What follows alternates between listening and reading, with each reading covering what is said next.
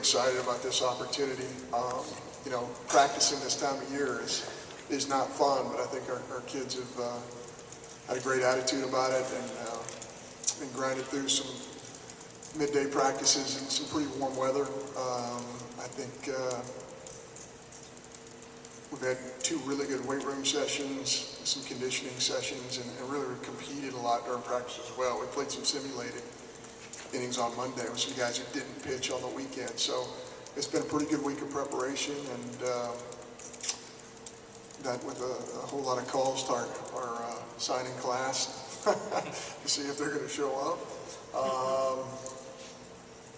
Yeah, so it's a busy time, but I think our kids they're ready to play. They're ready to play somebody else, and the preparation part isn't as fun, obviously, but they've had a great attitude about it. Start front right with Mike. John, Mike Bonner from Clarion Ledger. Jay was in here talking about Nathan Bannister and his performance. How many times in your career have you seen a pitcher kind of go out there and do what he did last weekend? Well, back in the old days, when I played, it was not uncommon, you know. That's how Jeff Brantley won 18 games his senior year at Mississippi State. I mean, you add the numbers up, and there aren't just enough weeks in the year to accomplish what he accomplished there.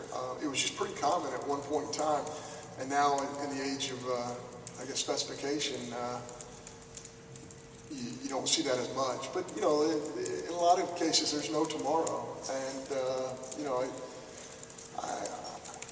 knowing Jay as well as I know him, I can guarantee you that, you know, he has kids who want the baseball.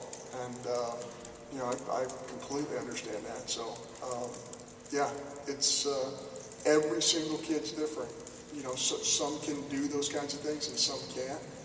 And you'd love having the guys on your roster who can, you know, who are that durable. So I think that's a real credit to him and their program. Stay on the front right, Ben. You know, Ben Wade, Commercial Dispatch. Reed was going through defensive drills and taking BP today. I know you said game time decision tomorrow. Is that's still the thing moving forward with him? We're very, very hopeful. You know, it looks really good. It still will be a game time, but he's made a lot of progress, and obviously that's exciting to us.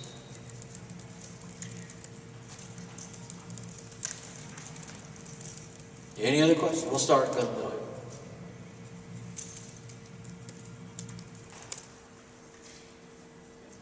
Hi, Michael Lev with the Arizona Daily Star. You're going to be facing your old boss in a way, Greg Byrne, who hired you for this job. What kind of feelings do you have about Greg and the opportunity that he gave you, and now going up against the school? Well, I'll always be eternally grateful to Greg for this opportunity at Mississippi State, and in some respects, you know, he had to stand in the fire a little bit to hire me.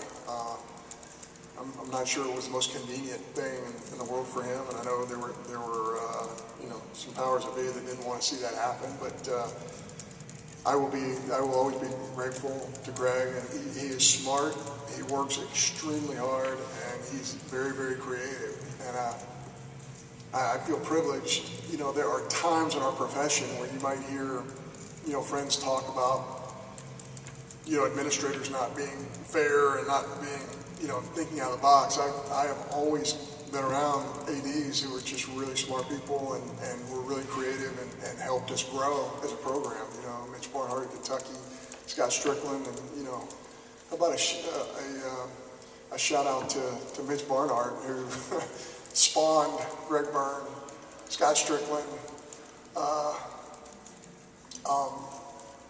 who else am I thinking about? My good friend at University of Oregon. I mean, it's pretty remarkable how many guys come out of that athletic department who are now ADs at big time programs. So, yeah, I will always be grateful to Greg. I think he's just a really sharp guy, and in his time at Mississippi State, I thought he was, you know, just a really good leader and a really innovative person. We're the front right, Ben. Yeah, with Connor not pitching the last couple of weeks and the possibility of on 2 games this weekend, could we see him out of the bullpen this weekend? Connor? Yeah. I think, you know, we threw a simulated little game on Monday because Connor didn't pitch in the weekend. And his last couple of fastballs were 94 plus miles an hour, and his style, you know, he really wants to pitch, and he's a freshman who we've skipped 2 weekends in a row because we only played 3 games, and you know, with the emergence of what Houston has done and the experience that Houston has, it's you know, it's hard to make way for him, but certainly, yeah, we can see him in relief for sure. Stay front right. John, when you look back at the 13 team, it almost seems opposite with the rotation. You get a few innings in 13 and then hope for the bullpen. Now it's the complete opposite where you have guys who go 7 or 8 innings. How has the managerial style changed, and how has one led to the other in such 3 years or so? Well, we hope we're going to get 6, 7 innings out of our starter. That's not always a gimme, but we probably do have the best starting pitcher we've had since I've been at Mississippi State, and you know, Kendall Braveman was a really good one. But certainly, yeah, I think when you can relieve that bullpen and shorten the game on the backside, because your starting pitcher can give you 6 or 7, it's easy. I'll tell you this much, it's much easier to manage. When you're looking at telling your guy just to get through the order once, maybe twice, and you're looking at bringing a guy in the 4th or 5th inning, you have to really manage the ball game. When you have a guy that you feel like can get out there and go 6 or 7 innings every single time, it's much easier to manage. You know, it's kind of like when Skip used to put that Ben McDonald guy out there on the mound. He locked the doors to the bullpen. You know what I'm saying? He didn't need a guy at the end of the game. He just got a guy throwing 100 miles an hour. So, with 3 other pitches, right, Jim? You remember seeing that? Yes, he had a cut. He had everything. Springer then too. Yeah, and then you had to deal with Russell Springer too. But anyway, it's another whole story. Yeah. Game footage was in black and white. He also had a string on his glove when it was about that long. And everybody was scared to death to tell him to cut it off. But anyway, back to Mississippi State. Buddy, yes, sir.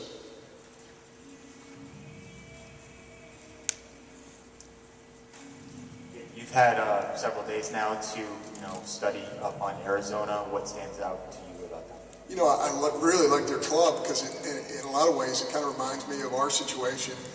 They have some older guys at the top who've had great years, and I think, you know, they play with a little bit of a chip on their shoulder, which is something I like. You know, they didn't have the success in the previous years that they wanted to have, and the older kids want to win, and Jay's come in and done a great job with their program, and yeah, I think it's a kind of a similar story. You know, I think it's 2 teams on a similar mission who are trying to prove something. So, you know, if you look at their pitching, it reminds me a little bit of our 2013 club, just because they have so many different pieces in the bullpen, and you're not 100% sure what direction they're going to go. I mean, they have a ton of appearances, and then after the first 2 or 3 guys with their starts, the starts are really divided, you know, pretty evenly. So.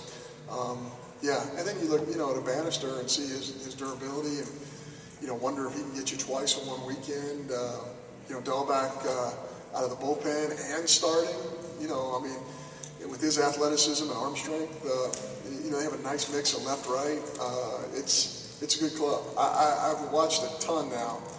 I've watched every game they played in the regional at least twice, and the more I watch, the more they just don't panic. You know, they really do a good job communicating defensively. They don't get sped up, and they just do a great job in all phases. They're very well coached. Go to the front right. I know you weren't sure yesterday, but any update on the rotation, what it looked like this weekend? Yeah, we're going to wait a little bit. Did Jay give you a starting guy? Okay. We're going to wait a little bit just because, you know, there's so many things that are happening, even at this very moment. I think there's something going on tonight. The draft, I think, is going on tonight. We're going to wait and probably till tomorrow and make that decision. You know, we certainly can't throw Houston. He's not a factor for us in game 1 because that would be shorting him. But I still think Hilkington's a pretty good matchup. I think moving Sexton up one day wouldn't be a problem, and switching him out with Dakota. You know, we'll wait and see. So I think we have some options there. Any other questions for Coach Cohen? Oh, we got one in the back.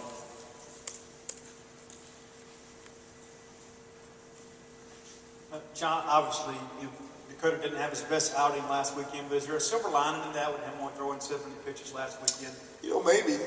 I know he's had good bullpen sessions. I know I was just talking with Wes about this. He feels like he's right back where he needs to be. I think, you know, I don't want to make too much of this, but as long as I've been doing this, it seems like when you get past, if you can get past the draft, it's usually a relief for guys. And I'm not talking about just for our club. I'm talking about for all 16 teams that are playing right now. I think that when it's over with for them, and it went good or it went bad or whatever, it's over.